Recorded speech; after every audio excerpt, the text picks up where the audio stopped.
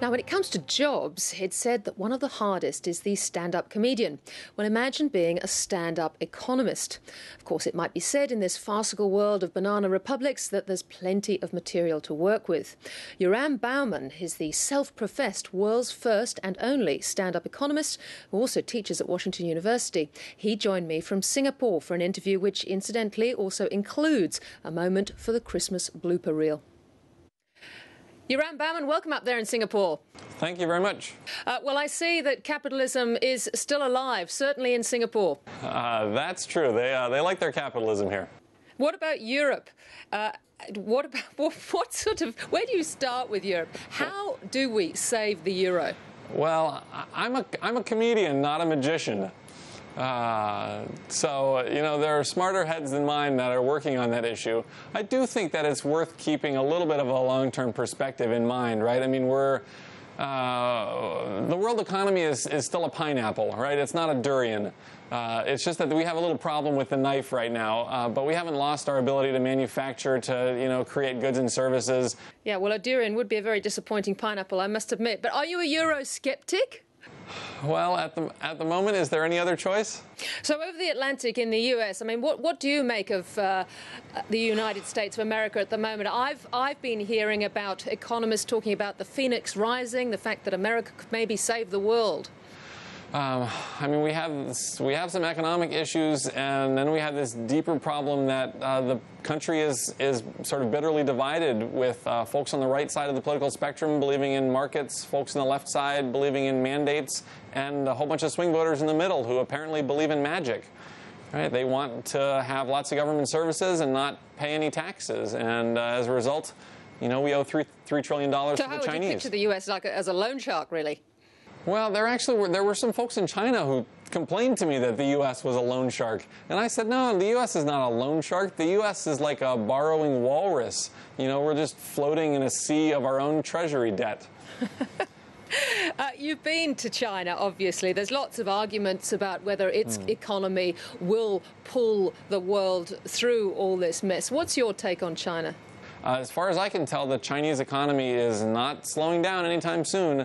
And you know, there are people who drive around in Mercedes, and there are also people who still bring their vegetables to market on horses. This was in the outskirts of Beijing. So there's still, I think, a lot of growth potential in the Chinese economy. And, of course, a lot of reliance between China and the United States.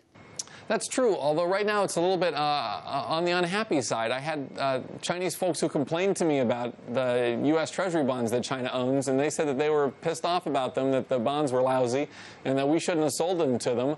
And I said that that was funny because in America we're pissed off that the Chinese bought our Treasury bonds.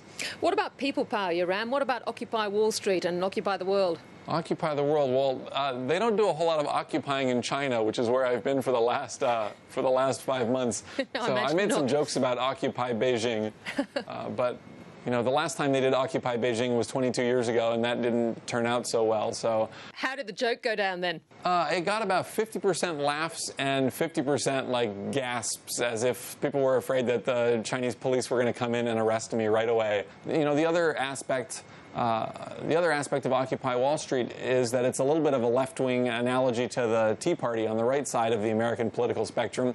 And my joke about the Tea Party is that, you know, there are people who believe in social Darwinism but don't believe in Darwin.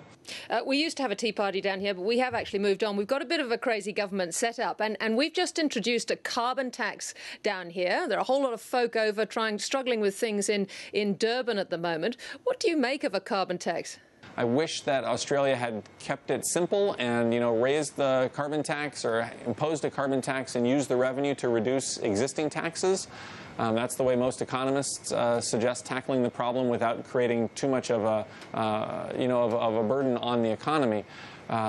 It's important to keep in mind that even though, you know, carbon taxes may not be pineapples, but the existing tax system in Australia is probably a durian. And so if you can get rid of some of the existing tax system and replace it with a carbon tax, then overall I think that's a winning policy. Ah, yes, well, that's very easy, of course. Now, I can't let you go without a knock-knock joke. Do you know any? I do. Ready? Knock-knock? Okay, knock-knock. Who's... oh, no, it's the other way around. Sorry, you start. You start. Sorry. You start. All right, knock-knock. Who's there? Economist. Economist who? Economist, the financial crisis, but I promise I'll do better next time.